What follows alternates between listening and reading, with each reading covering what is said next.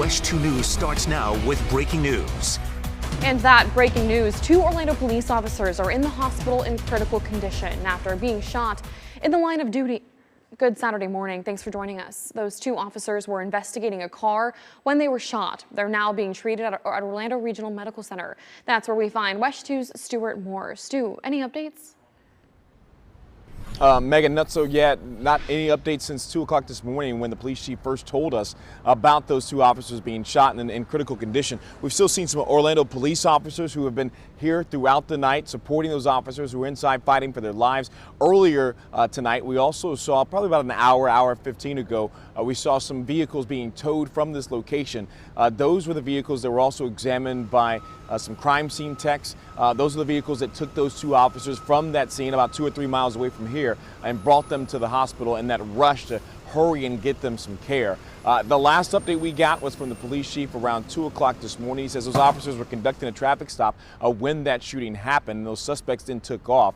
But we have not heard anything else about those officers' condition as of this point. Of course, as soon as we find out anything about them, we'll pass that information along to you. But our team coverage continues at WESH 2 tonight. Gabriel Geddes, who is at the scene where that shooting happened tonight. What's the latest from there?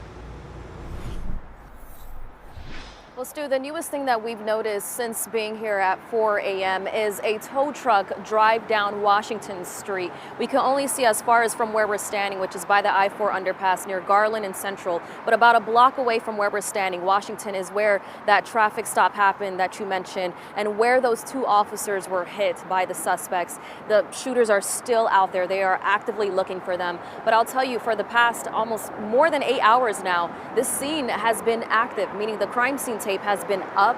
It's definitely calmed down when we talk about what happened last night around just before 11 p.m. when that shooting first happened. But it's definitely more quiet here. All we hear for the most part is the traffic noise on I-4. And I also want to mention that unfortunately downtown has been hit by shootings recently.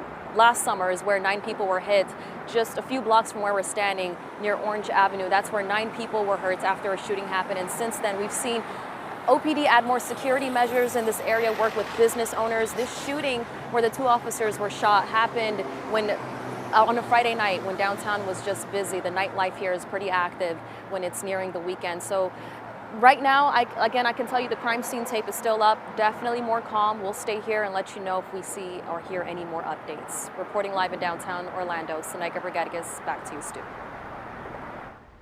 Tonight, thank you. And the search continues for those 2 suspects that Orlando police officers are looking for. They were joined by dozens of agencies from across Central Florida in that search. WESH 2's Dave McDaniel has the latest from Apopka.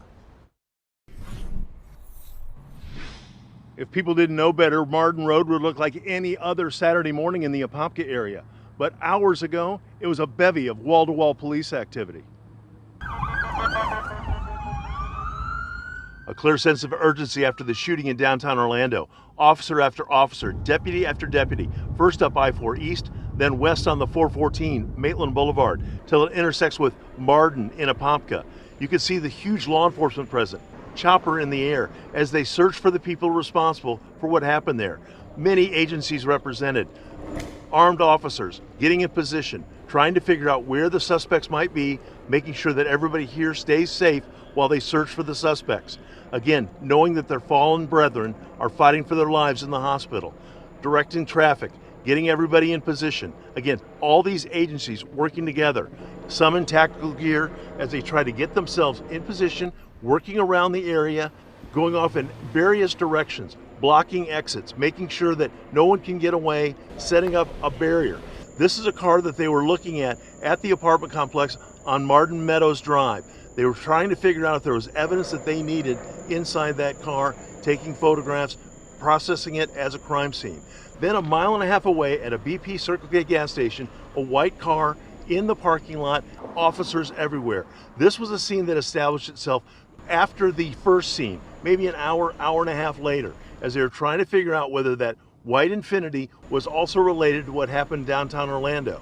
And again, so many officers responding, all trying to make sure that they can get this area safe and secure and defend the officers who were fallen in downtown Orlando. All of those officers from all of those agencies showed up to back the Orlando Police Department as they worked to find the people responsible for those fallen officers. Reporting in Apopka, Dave McDaniel, West 2 News.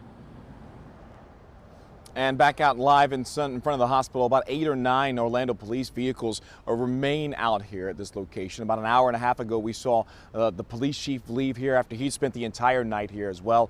We will have a crew that will be here at the hospital to find the latest information from Orlando police. As soon as they are ready to update us on the condition of those officers and the search for those 2 suspects, we'll bring that information for you right here on West 2. Reporting live in downtown Orlando, Stuart Moore, West 2 News. All local police agencies were put on alert for the suspects after the shooting happened. This is what deputies in Volusia County heard over their radios.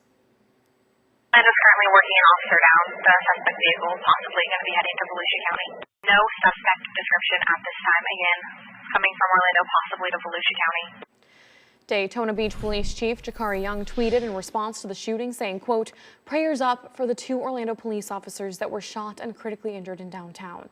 I pledge my full support and resources to Orlando police in pursuit of the suspects." We will continue to bring you the latest information on air and online.